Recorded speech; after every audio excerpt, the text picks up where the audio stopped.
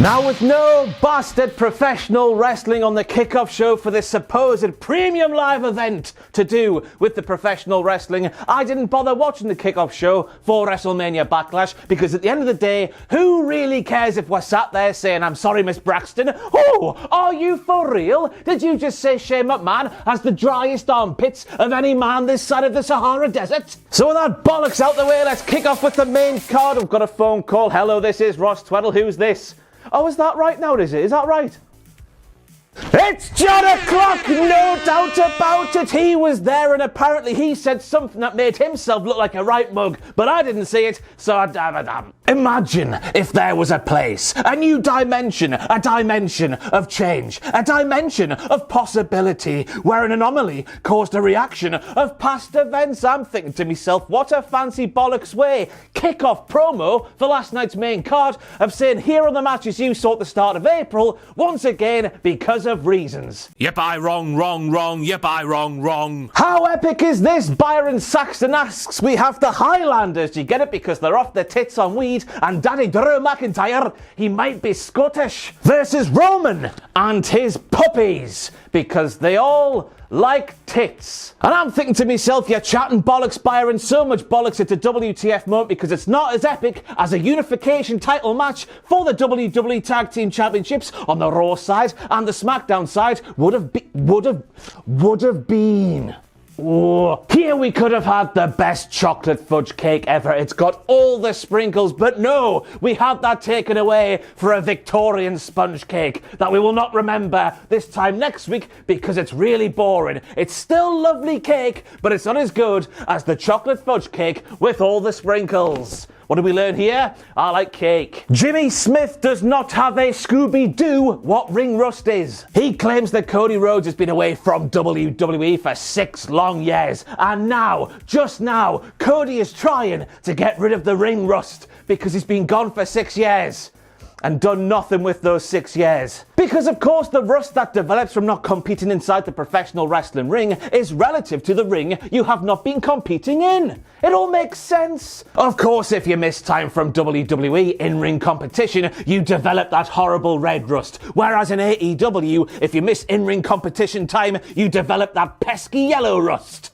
Isn't that right, Jimmy? Quit your jibber jabber, Jimmy, and never ever make me Google how many types of rust are there for a gag. Now I've got to make that sign there a mahoose of WTF moment, because let me tell you, I remember going to NXT TakeOver Orlando in 2017. I went to the bar, I looked up at the sky, I saw Jesus, and Jesus was saying, Ross, you've got to pay $9 for a pint of bastard lager. So God knows, he's a bit higher than Jesus, isn't he? Anyway, God knows what the prices are now here in 2022. Yep, I wrong. Yep. Made a grave mistake, Corey. So you know how WrestleMania Backlash is called WrestleMania Backlash because those professional wrestlers who lost at WrestleMania want to lash back to their opponents at WrestleMania Backlash for who they took on and lost to at WrestleMania. Well, apparently Bobby Lashley versus the Nigerian giant Omos didn't even happen at WrestleMania 38 because when Bobby Lashley was setting up for a suplex, as he was right there, both Byron Saxton and Corey Graves, they both claimed it's not even possible. He cannot bloody do it. And I was thinking to myself, is there a second 7'3" Nigerian giant called Omos who took on Bobby Lashley at WrestleMania 38? What's going on? After hearing this line from the commentary team, we should now call WrestleMania Backlash WrestleMania Whiplash, concussion, memory loss, because they didn't remember WrestleMania 38. As we all know, for Edge versus AJ Styles, Damian Priest was banned from ringside referee Jessica. You had one job. The second Damian Priest's lovely torso hit that ring mat, you call for the bell, because in the words of Chanand Lebong, could he be any more ringside when he's in the middle of the bastard ring? When he's on the ramp, that was fine. He wasn't on the padded bit. The padded bit on the floor, that is the ringside area. On the ramp, that's the ramp. That was fine. But in the middle of the ring, if that's not ringside, call me Shanky.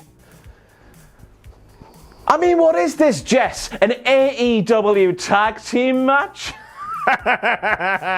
That'll anger them, the ones who support AEW and WWE like their football teams because they're weirdos. And just in case you didn't get the reference there, that's because AEW referee Rick Knox, who always gets put in charge of tag team matches, ignores the rules completely, much like Jess kind of did there. Yep, I wrong, yep, I wrong. Who is he? Who is he?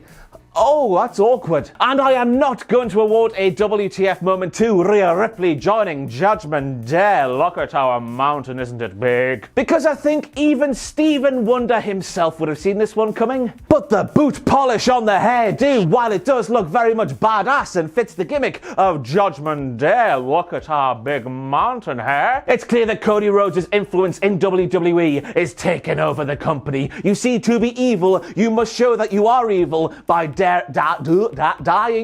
dyeing your hair black. Do,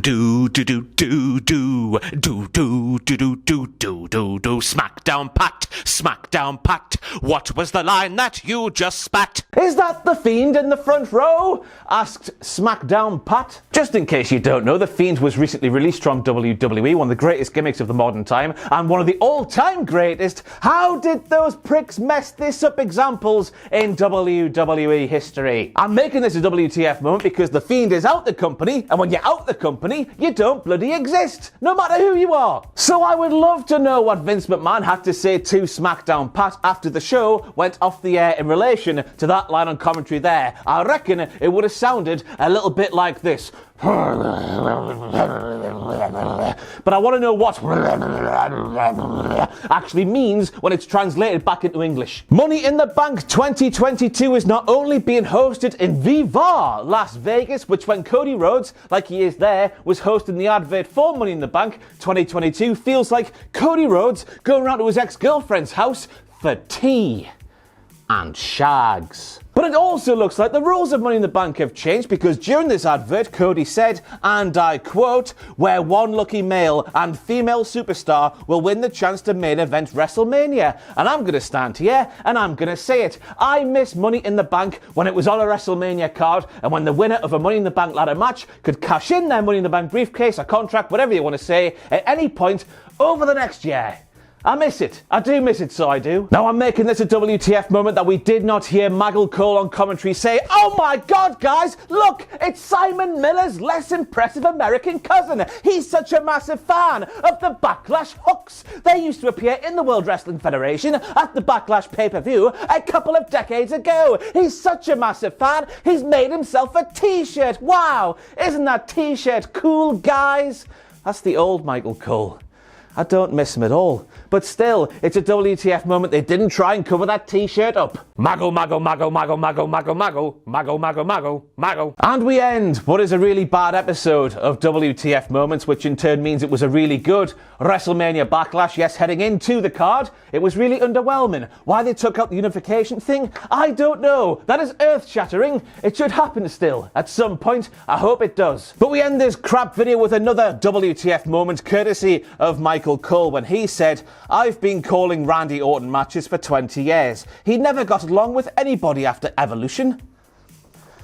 Chatting bollocks, pal. So that's it. If I missed any WTF moments, let me know down below. I probably have. There's never been a WWE show on the main roster with as few WTF moments as WrestleMania Backlash 22 had. But there we go. As I said, underwhelming going in, but bloody hell, when we're in the bath, it was quite nice. It might have been a bath of beans, but the bath of beans, it felt lovely on the skin. That's what I'm saying there. Please, if you do anything, it's the best way to support Cultaholic Wrestling for free. Hit your bell notifications. Hit a like on this there video. Leave a comment down below. Tickle the algorithm's bollocks. Leave a comment like, The Fiend was at Backlash. Ooh, isn't he a naughty boy? Leave that down below. The algorithm will love it. If you're feeling extra spicy, share the video with your friends. Share the video with your mother. Say Happy Mother's Day, Mom. Here's a Geordie twat screaming at you on the internet. What could be better for Mother's Day? Happy Mother's Day, mothers. I'm all for the moms. What? That was Ross. That was bad, I'm rattling because this was a good show and not many WTF moments to be had. So we'll end the video there, I guess. All the best to you. Salutations.